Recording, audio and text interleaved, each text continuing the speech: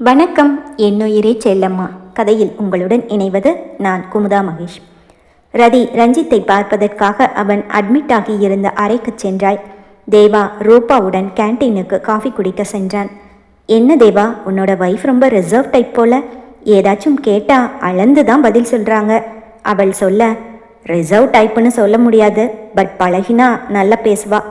ஆவி பறக்கும் காஃபியை உறிஞ்சியபடியே தேவா பதில் சொல்ல, தேவா, அன்னிக்கே நினச்சேன், மறந்தே போயிட்டேன். இரு, உன்னை நம்ம ஸ்கூல் குரூப்பில் ஜாயின் பண்ணி விடுறேன் என்று தேவாவும் ரூபாவும் காஃபி கப்பை கையில் வைத்தபடியே ஒரு செல்ஃபி எடுத்து அந்த ஃபோட்டோவை பள்ளி குரூப்பில் போட, குரூப்பில் இருந்தவர்கள் எல்லோரும் தேவாவிற்கு ஹாய், வெல்கம், என்னடா காணாமல் போயிட்ட, எங்கே போன, என்ன பண்ணுற, கல்யாணம் ஆயிடுச்சா, டேய் ரொம்ப ஹேண்ட்ஸமாக ஸ்மார்ட்டாக இருக்க, இது போன்ற பல கமெண்ட்களை கொடுக்க காஃபியை ருசித்தபடியே பொறுமையாக அவர்களுக்கெல்லாம் பதில் போட்டு கொண்டிருந்தான் தேவா. ரதி ரஞ்சித் இருந்த அறைக்கு செல்ல அங்கு அவனுடன் ராஜன் மட்டுமே இருந்தார். தன் தாய் அங்கு இல்லாததை கண்டு நிம்மதி பெருமூச்சு விட்டவள் அண்ணா என்று ஓடிச் சென்று அவனை கட்டி கொண்டாள். தேவா ரதியை கடத்தி சென்று திருமணம் செய்து கொண்டதற்கான காரணத்தை பற்றி ரஞ்சித் ஏற்கனவே ராஜனிடம் சொல்லி இருக்க மகளை பார்த்து கண்ணீர் விட்டார் ராஜன். தலை கவிழ்ந்து கண்ணீரோடு நின்ற தந்தையை பார்த்ததும், அப்பா, நீங்களாவது என் கூட பேசுவீங்களா? அவள் கண்ணீர் மல்க கேட்க தன் மகளை நெஞ்சோடு அணைத்து கொண்டார். என்னை மன்னிச்சிடுமா, என்னால் தான் உனக்கு இப்படி ஒரு கஷ்டம். நான் செஞ்ச தப்புக்கான தண்டனையை நீ அனுபவிக்கிற, என்னை மன்னிப்பியா? ராஜன் அவள் கைகளை கண்ணில் ஒற்றியபடியே குரல் தழுதழுக்க பேசினார். அப்பா, இன்னும் என்னால் நம்பவே முடியல. நீங்கள் தான் தேவகி அம்மாவை வேணும்னே கொன்னதா எல்லாரும் சொல்கிறாங்க. ஆனால் எங்கள் அப்பா அப்படிப்பட்டவர் இல்லை, எனக்கு நல்லா தெரியும். என்னப்பா நடந்துச்சு? ரதியும் கண்ணீரோடு கேட்க அன்று நடந்த கதையை சொல்ல தொடங்கினார் ராஜன். அன்னைக்கு நடந்த பார்ட்டிக்கு நானும் என்னோட தொழில் நண்பன் பாஸ்கரும் போயிருந்தோம். அப்போது மனோகர் அவன் குடும்பத்தோடு வந்திருந்தான். நானும் பாஸ்கரும் கொஞ்சம் நிறையவே ட்ரிங்க்ஸ் பண்ணியிருந்தோம். பாஸ்கர் தான் என்னை ஃபோர்ஸ் பண்ணி குடிக்க வச்சான். மனோகருக்கும் எங்களுக்கும் அங்கே ஒரு சின்ன பிரச்சனை ஆயிடுச்சு. மனோகர் கிளம்பிட்டான். நாங்களும் அவன் பின்னாடியே காரை எடுத்துக்கிட்டு கிளம்பினோம். எனக்கு அவ்வளவுதாமா ஞாபகம் இருக்குது. அதுக்கு பிறகு என்ன ஆச்சுன்னு எனக்கே தெரியலை. போதை தெளியும் போது நான் பாஸ்கரோட கெஸ்ட் ஹவுஸில் தான் இருந்தேன். அவன்தான் நான் போதையில் மனோகர்காரை ஆக்சிடெண்ட் பண்ணிட்டதாகவும் மனோகரும் அவன் மனைவியும் உயிருக்கு போராடிட்டு மருத்துவமனையில் இருக்கிறதாகவும் சொன்னான். நான் அப்படியே ஆடி போயிட்டேன். மனோகருக்கும் எனக்கும் பகை இருந்ததெனவோ உண்மைதான். ஆனால் அவனையோ அவன் குடும்பத்தில் இருக்கிறவங்களையோ கொலை பண்ணணும்னு நான் என்றைக்குமே நினச்சதில்லம்மா. நடந்ததை நினச்சி நான் வருத்தப்படாத நாளே இல்லை. ஆனால் அது நடந்து 16 வருஷத்துக்கு பிறகு அதுக்கான தண்டனை உனக்கு கிடைச்சிருச்சுமா. நான் இப்போவே அந்த மனோகர்கிட்ட போகிறேன். நான் செஞ்ச தப்புக்கு என்ன வேணும்னாலும் செஞ்சுக்கோ, என்னோட உயிரை கூட எடுத்துக்கோ, ஆனால் என் பொண்ணை கஷ்டப்படுத்தாத, அவளை விட்டுடுன்னு சொல்கிறேன். ராஜன் உணர்ச்சி பொங்க சொல்ல, அப்பா என்று கண்ணீரோடு அவனை கட்டி கொண்டாள் ரதி. வேண்டாம்ப்பா, இந்த விஷயம் வீட்டில் வேற யாருக்கும் தெரிய வேண்டாம். அம்மா ரொம்ப இடிஞ்சு போயிடுவாங்க. இன்னும் கொஞ்ச நாள் தானேப்பா, நானே நம்ம வீட்டுக்கு வந்துடுவேன். நீங்கள் வருத்தப்படாதீங்க.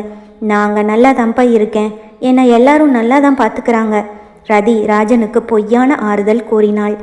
அவன் கண்களை துடைத்து விட்டாள். அதற்குள் அறைக்குள் நர்ஸ் வர ரதியும் கண்களை துடைத்து கொண்டாள். சிஸ்டர், அண்ணாவை எப்போ டிஸ்சார்ஜ் பண்ணுவாங்க? ரதி கேட்க, இன்னும் 2-3 நாள் ஆகணும் மேடம். அவர் உயிர் பிழைச்சதே பெரிய விஷயம். Heavy blood loss. ஆனால் டைமுக்கு உங்கள் ஹஸ்பண்ட் வந்து பிளட் கொடுத்ததால இவருக்கு எந்த காம்ப்ளிகேஷனும் ஆகலை. நர்ஸ் சொல்ல அவர் யாரை பற்றி சொல்கிறார் என்று புரியாமல், ஏன் ஹஸ்பண்ட் அவருக்கு பிளட் டொனேட் பண்ணாரா? சிஸ்டர், நீங்கள் வேற யாரோன்னு நினச்சி என்கிட்ட பேசுகிறீங்கன்னு நினைக்கிறேன். ரதி குழப்பமாக கேட்க, மேடம், நீங்கள் 4 நாள் முன்னாடி ரூபா மேடம் கிட்ட ட்ரீட்மெண்ட்டுக்கு வந்தீங்க தானே? நர்ஸ் கேட்க, ஆமாம் என்றாள் ரதி. ரூபா மேடம் ஃப்ரெண்டு தேவா சார் தானே உங்கள் ஹஸ்பண்ட்? நர்ஸ் கேட்க, முகத்தில் ஆச்சரியம் காட்டிய ரதியோ ஆமாம் என்றாள். அன்னைக்கு இவருக்கு ரத்தம் தேவைப்பட்ட சமயத்தில் தேவா சார் ஹாஸ்பிட்டலில் தான் இருந்தார். ரூபா மேடம்க்கு அவர் பிளட் குரூப் தெரிஞ்சதால அவங்க தான் அவரை பிளட் டொனேட் பண்ண சொல்லி கேட்டாங்க. பேஷண்ட் பேர் ரஞ்சித். ஆக்சிடெண்ட் ஆகிருக்கு. அவர் நிலைமை ரொம்ப கிரிட்டிக்கல்னு சொன்னதும் ஒரு நிமிஷம் யோசித்த தேவா சார் பிறகு ஓகேன்னு சொல்லி பிளட் டொனேட் பண்ணிட்டாரு. இன்ஃபேக்ட் ரஞ்சித் சாருக்கு இது 2வது பிறவி. தேவா சார் இந்த விஷயத்தை யார்கிட்டையும் சொல்ல வேண்டான்னு தான் சொல்லி இருந்தாரு. ஆனால் நல்ல விஷயத்த சொல்கிறது தப்பு இல்லையே. அன்று நடந்த மொத்த விபரத்தையும் சொல்லிவிட்டு நர்ஸ் வெளியில் செல்ல ராஜன், ரஞ்சித், ரதி மூவரும் நம்ப முடியாமல் அதிர்ச்சியாய் ஒருவர் முகத்தை ஒருவர் பார்த்து கொண்டனர். எங்கள் அண்ணன்னு தெரிஞ்சும் பிளட் கொடுத்து காப்பாற்றிருக்காரு. அவரை போய் கொலை பண்ண பார்த்தீங்க அப்படி இப்படின்னு வாய்க்கு வந்த மாதிரி பேசிட்டேன். அவளையே நொந்து கொண்டாள் ரதி. இவ்வளவு பெரிய விஷயத்த பண்ணிட்டு நான் திட்டினதையெல்லாம் வாங்கிக்கிட்டு அமைதியாக இருந்திருக்காரு. ஒரு வார்த்தை கூட சொல்லலை. அன்று அவன் மருத்துவமனையிலிருந்து திரும்பி வரும்போது அவன் கையில் போடப்பட்டிருந்த அந்த சிறிய பேண்டேஜ் பிளட் டொனேஷன் பண்ணதுக்கு தானா? வந்த நாளிலிருந்து தேவாவின் மேல் வெறுப்பையே காட்டியவளுக்கு இன்று அவனை நினைத்து முதன்முறையாக மனதில் ஒரு சந்தோஷமான உணர்வு. தேவா தம்பிக்கு தங்கமான மனசுமா, அது உனக்கு போக போக புரியும். பொன்னி சொன்ன வார்த்தையை நினைத்து கொண்டாள். அவள் அவனை பற்றி நினைத்து கொண்டிருக்க சரியாக அவனிடமிருந்து ஃபோன் வந்தது. டைம் ஆச்சு, போலாம். நான் கார்கிட்ட வெயிட் பண்ணுறேன், சீக்கிரமா வா. எப்போதும் போல் எந்த உணர்ச்சியையும் காட்டாத இரும்பு குரல். வரேன் என்றவள் ரஞ்சித்திடமும் தன் தந்தையிடமும் விடை பெற்று கொண்டு வெளியில் வர காருக்கு பக்கத்தில் நின்ற தேவா ரூபாவுடன் பேசி கொண்டிருந்தான். ரதியை பார்த்ததும் ஓகே ரூபா, பாய், நான் கிளம்புறேன், ஒரு நாள் வீட்டுக்கு வாயேன் என்று சொல்ல, கண்டிப்பாக ஒரு நாள் வீட்டுக்கு வரேன் தேவா. அப்புறம் ஒரு சின்ன ரெக்வஸ்ட், ஏதாவது எமர்ஜென்சியாக இருந்தா நீ திரும்பவும் பிளட் டொனேஷன் பண்ண வேண்டி வரும். உனக்கு ஒன்றும் ப்ராப்ளம் இல்லையே?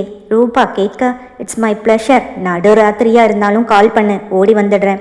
அவர்கள் இருவரும் பேசி கொண்டிருக்க தேவாவின் முகத்தை தான் பார்த்து கொண்டிருந்தாள் ரதி. இன்று ஏனோ அவள் கண்களுக்கு அவன் புதியவனாக தெரிந்தான். போலமா? தேவா கேட்க அது அவள் காதுகளில் விழவே இல்லை. வைத்த கண் வாங்காமல் அவள் அவனையே பார்த்து கொண்டு நிற்க ரூபா ரதியை கண்காட்டி, என்னடா பயங்கர லவ்வா இருக்கும் போலையே என்று கிண்டல் செய்ய, தன்னை பார்த்தவளை ஆச்சரியமாய் பார்த்தவன், ஏய் உன்னதான் போலாமான்னு கேட்டேன். என்னாச்சு, ஏதாவது பிரச்சனையா? அவள் கையை பிடித்து உழுக்க சுயத்திற்கு வந்தவள் தேவாவையும் ரூபாவையும் மாறி மாறி பார்த்துவிட்டு, ஒன்றும் இல்லை, போலாம். காற்றில் கலைந்து கண்களை மூடிய கூந்தலை ஒதுக்கி வைத்தபடியே நடந்து சென்று காரில் ஏறிக்கொள்ள, பாய் ரூபா சொல்லிவிட்டு காரை கிளப்பினான் தேவா. லேசாக மழை தூறல் போட ஆரம்பித்திருந்தது.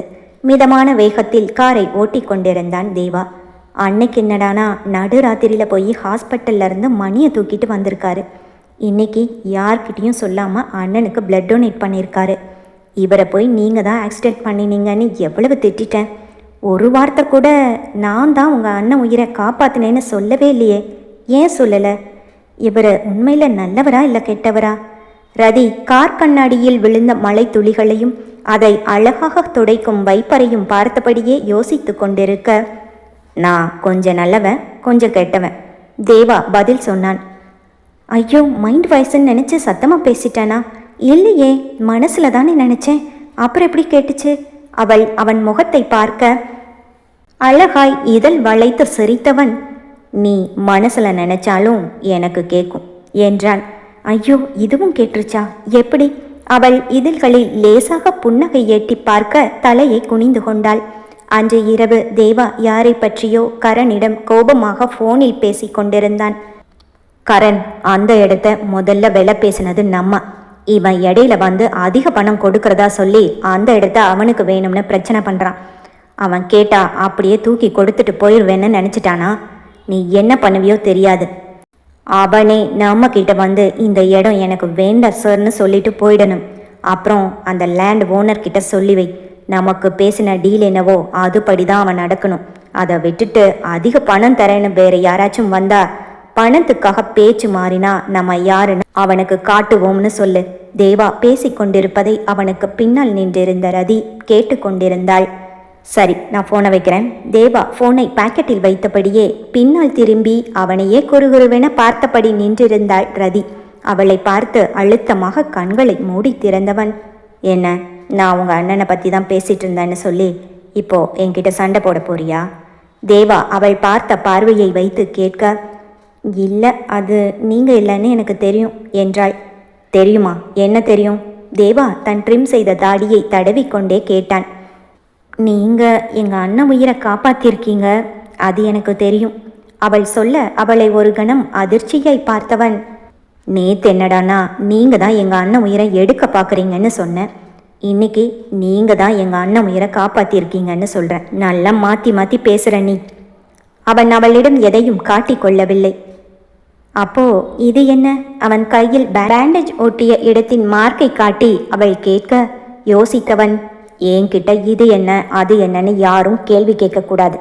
அப்படி கேட்டா எனக்கு பிடிக்காது. அவன் அங்கிருந்து வெறுவெறுவென்று சென்றுவிட, எங்கள் அண்ணாக்கு நீங்கள் பிளட் டொனேட் பண்ணினது உங்கள் வீட்டில் இருக்கிற யாருக்கும் தெரியக்கூடாதுன்னு தானே நினைக்கிறீங்க?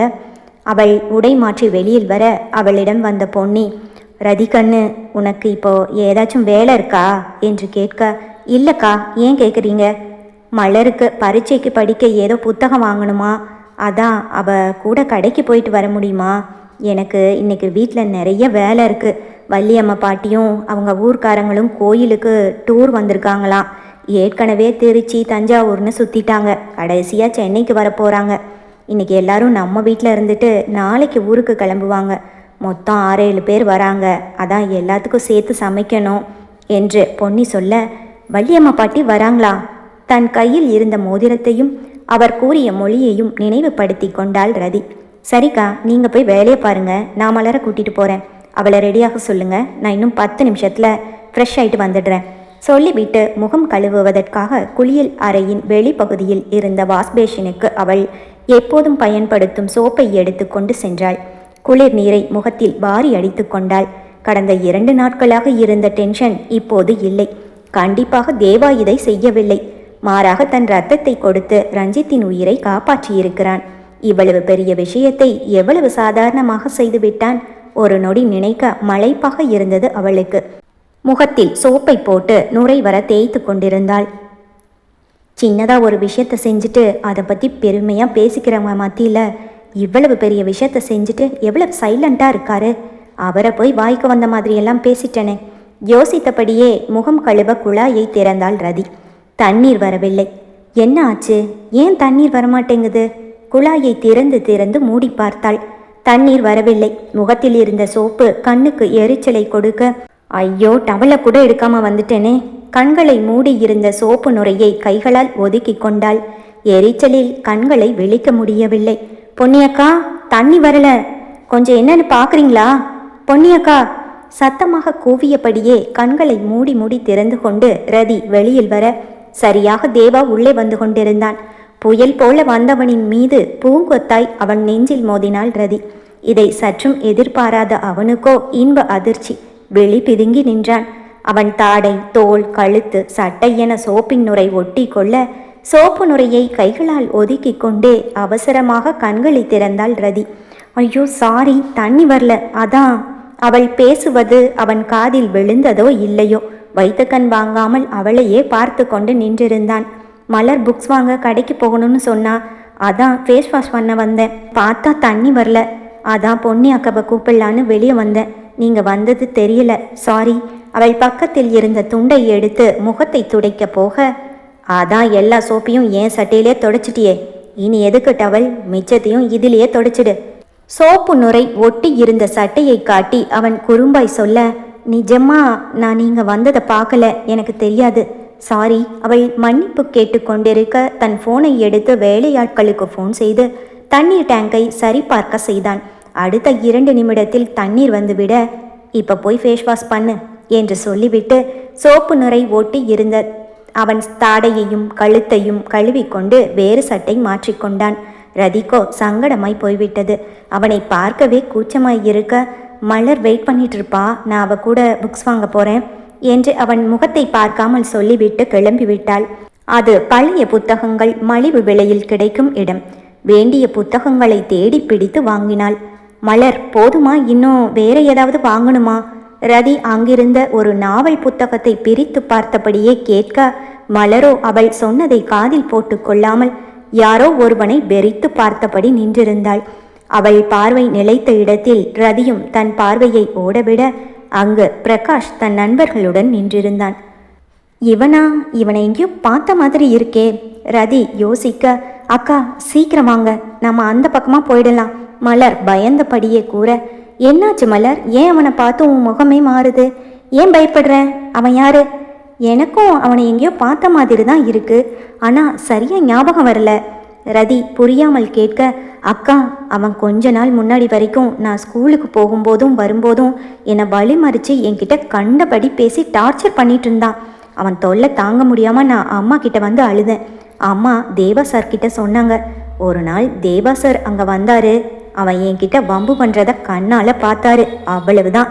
அவனை நடு ரோட்டில் வச்சு துவைச்சி எடுத்துட்டாரு. அன்னைக்கு ஓடுனவன் தான் இப்போ வரைக்கும் என் கண் முன்னாடி வரவே இல்லை. நான் இன்னைக்கு தான் அவனை திரும்பவும் பார்க்குறேன். மலர் சொல்ல, ரதிக்கு அன்று ஒரு நாள் சாலையில் தேவா பிரகாஷை கண்முன் தெரியாமல் அடித்தது நினைவுக்கு வந்தது. அவள்தானே அவனுக்கு தண்ணீர் கொடுத்து அவனை மருத்துவமனைக்கு அனுப்பியது. தேவாவை திட்டியதை நினைத்து கொண்டாள். என்ன சொல்ற மலர்? இவன் நல்லவன் இல்லையா? ரதி மலரிடம் கேட்க, இல்லைக்கா, எங்கள் ஸ்கூலில் இருக்கிற எல்லா பொண்ணுங்களையும் இவன் கஷ்டப்படுத்தியிருக்கான். தேவா சார்கிட்ட அடி வாங்கின பிறகுதான் இவன் எங்கள் ஸ்கூல் பக்கமே வர்றதில்லை. அதுக்கு முன்னாடி வரைக்கும் எல்லா பொண்ணுங்கக்கிட்டேயும் ரொம்ப வம்பு பண்ணுவான். அசிங்கமான வார்த்தைகள் பேசுவான். சார்கிட்ட அடி வாங்கின பிறகு கண்டிப்பாக இவன் திருந்தி இருக்கணும். இருந்தாலும் நம்ம அவன் முன்னாடி போக வேண்டாம், இந்த பக்கமாக போயிடலாம் வாங்க என்று மலர் சொல்ல, மலர், நீ சொல்கிறது அந்த கணேசா தெரு பக்கம் இருக்கிற ரோடு தானே? ரதி கேட்க, ஆமாங்க்கா, உங்களுக்கு எப்படி தெரியும்? மலர் கேட்க, நானும் அன்னைக்கு அந்த ரோடில் தான் வந்துட்டு இருந்தேன். ஆனால் இவன் நல்லவன்னு நினச்சி அவரை திட்டேன். ரதி வருத்தப்பட, என்னக்கா இப்படி பண்ணிட்டீங்க? சார் அன்னைக்கு என்னை இவன்கிட்ட இருந்து காப்பாற்ற தான் இவன் கூட சண்டை போட்டிருக்காரு. அவரை போய் தப்பாக நினச்சிட்டிங்களே, மலர் விளக்கமாக சொல்ல, ரதியின் மனதில் தேவாவிற்கான இடம் உயர்ந்து கொண்டே போனது. அது அன்பாக மாறி காதலாக மலருமா?